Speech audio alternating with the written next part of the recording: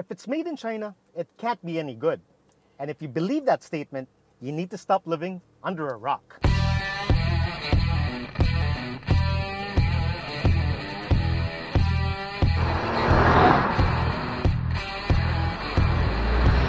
This is the Geely Coolray Sport. And the thing is, you don't even have to get behind the wheel of this thing to be blown away by it. But once you do, you'll gain a better understanding of why this is on par, if not even better, than most of its competitors.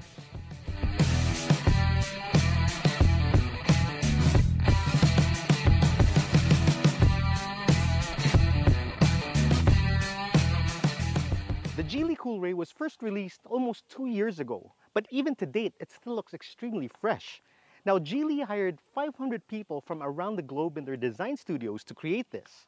And I'm a firm believer that too many chefs cooking one dish can usually ruin the broth. But in this case, I think they nailed it. They wanted this to have that youthful exuberance, and I think they managed to break the mold without making this look ridiculous. It looks distinct, it looks unique, it looks so damn good. And some say it even inspired the look of a very popular SUV. But looks are subjective, so let's talk about what isn't subjective, like the fact that 70% of this body is made from high-strength steel. And when it comes to exterior kit, there's absolutely no shortage. For starters, the headlights are all LED, including the DRLs. You get Geely's signature expanding Cosmos grille and a chin that's made out of real carbon fiber. Yes, I was told that this is real carbon fiber. Along the side, you get a distinct silhouette, which is made even more pronounced by this two-tone paint scheme. The wing-shaped waistline adds character while keeping a clean look. The power folding side mirrors are also wrapped with a carbon fiber finish, and they also come standard with a blind spot detection system. You also get dual-color, turbine-inspired 18-inch wheels that are wrapped in Continental tires. Ground clearance for the Coolray is a respectable 196 millimeters. At the back, you get LED taillights that blend nicely with the rest of the exterior. The rear maintains a sporty character thanks to this rear spoiler and quad exhausts. And yes, they're real. And again, looks may be subjective, but as far as I'm concerned, this car or this crossover doesn't have a dull or a bad angle. Now, opening this tailgate is done manually, which for me isn't really a deal breaker because it's pretty light. Now, this reveals 330 liters of cargo space, which more than doubles with the rear seats folded. Now, it's time to hop in, but you'll see that this eye-catching exterior is just the tip of the iceberg. But before we step in, let me start the car first.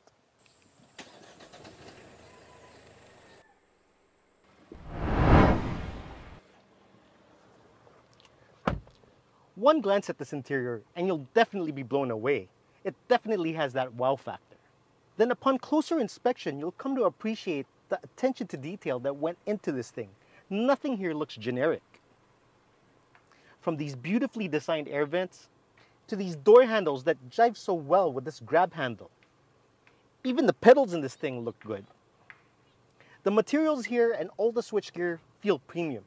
Now, there are some hard plastics, but that's absolutely forgivable at this price point because everything you interact with is nice to the touch. I also love how they use different materials, textures, and colors to break the monotony, and they did that without making it look corny or overdone. Now, you also get these premium leather seats that don't only look good, they feel good too, and they're also very comfortable because you get good bolstering and under thigh support. They're also power adjustable. Now, speaking of adjustability, the steering column tilts and telescopes so you can really find that perfect driving position. Now let's move on to the tech, starting with this gear selector, which is electronic or shift-by-wire. And personally, I prefer this over a push-button system because it gives you something physical that you can actually interact with, thereby giving you the best of both worlds because in the absence of a mechanical linkage, it also provides some storage space underneath. Next, we have this 10.25-inch infotainment system, which is one of the biggest in its class. And as far as connectivity is concerned, it comes standard with QD Link. However, if you're adamant about having Android Auto and Apple CarPlay, it can be done. This can even be configured to play Waze, Spotify, YouTube, amongst many other things. And if you want to have that done, you can get in touch with John Hans Catura, and I'll put his contact information on the description below. And I'm telling you that the possibilities are endless. But even as it is, this is already a very good system because it comes standard with a 360 camera that gives you various angles aside from a 3D view of the car, which makes it seem like you have a drone circling around your vehicle. But another really neat feature is this comes with a built-in DVR or a dash cam.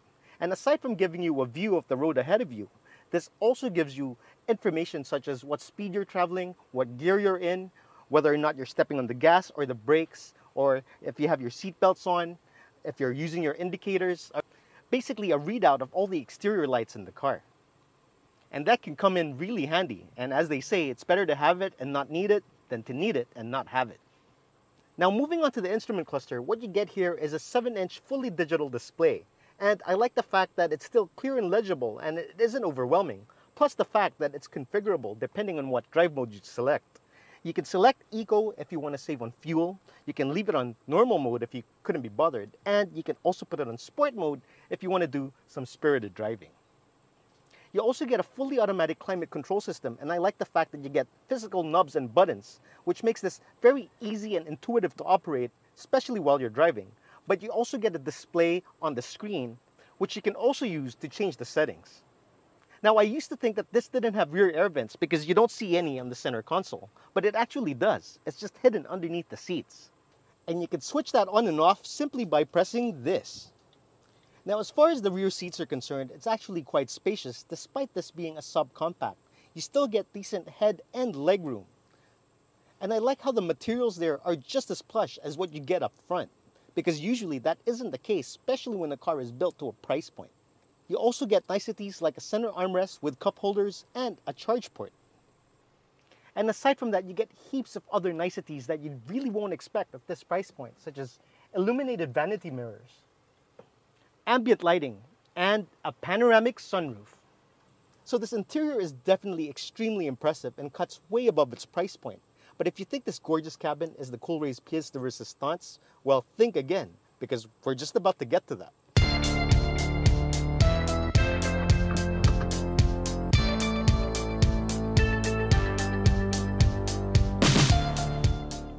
Under the hood of the Geely Coolray, you get a 1.5-liter 3-cylinder turbocharged engine.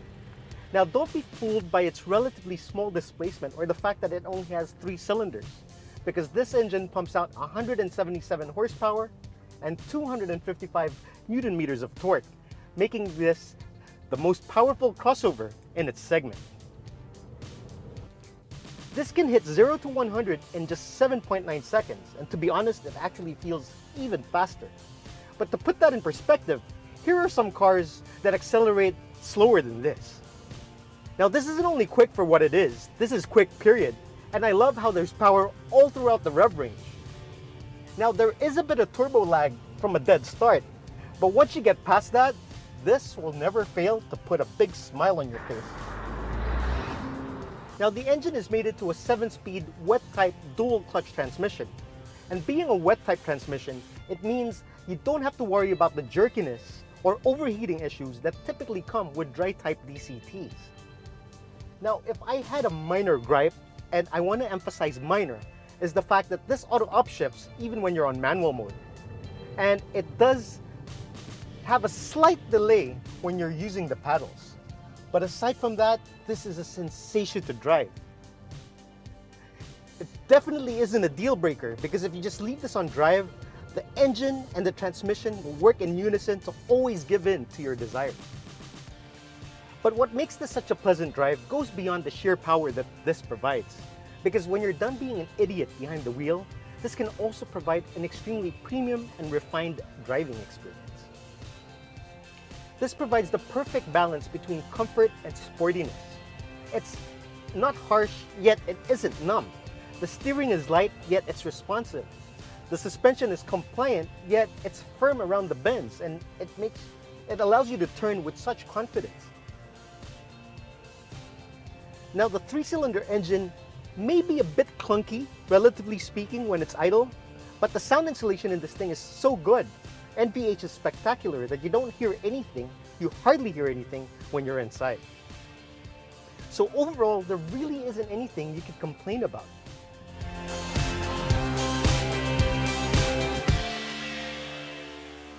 The Geely Coolray Sport can be yours for 1,198,000 pesos. But even if your budget is twice that much, I'm sure this has what it takes to knock your socks off, given its performance, features, and overall refinement. Now, I'm sure there are skeptics out there who will refuse to believe that this is actually a good product simply because of where it's made. And I could go on all day talking about how Geely owns so many reputable brands, or the fact that this has the features and performance that makes it one of the best in its class. But really, the only way I could truly convince a skeptic is for them to see this up close and maybe get behind the wheel of it. And they can do that by heading over to Geely Fairview. Because if you continue being a brand snob and deny yourself of that opportunity, you're really missing out.